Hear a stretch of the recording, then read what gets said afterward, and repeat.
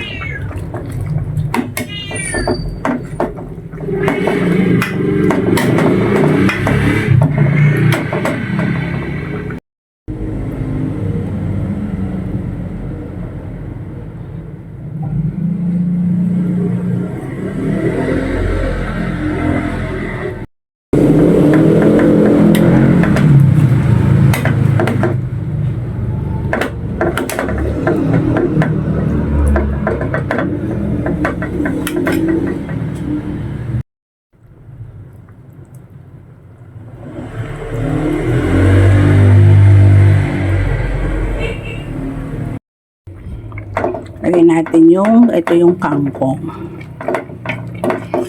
So guys, tips ko sa inyo kung meron kayong kangkong tapos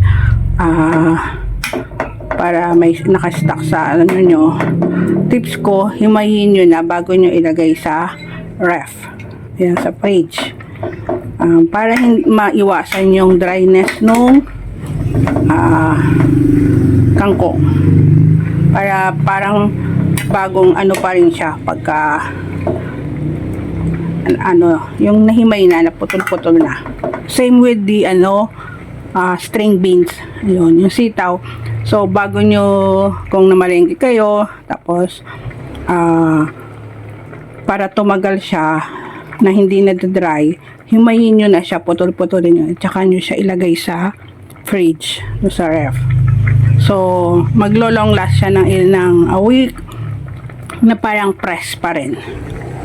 Kasi pag yung whole nade-dry siya, pansin nyo guys.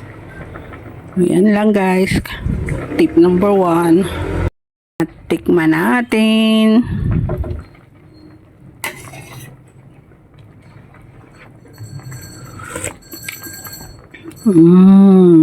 Yummy, perfect. So sakto yung asim, konting salt pa. Kulang siya sa alat para combination ng kamatis, tomato at saka ng batuan. Grabe ang sarap. Kulang sa alat, alagyan natin ng fish sauce. Ayan, patis para umami, additional na umami. So, patis is using in Asian country. Yan, like Korea, Thailand, Vietnam, Philippines, Indonesia. I don't know if patis is using in Japan. Malaysia. Yan.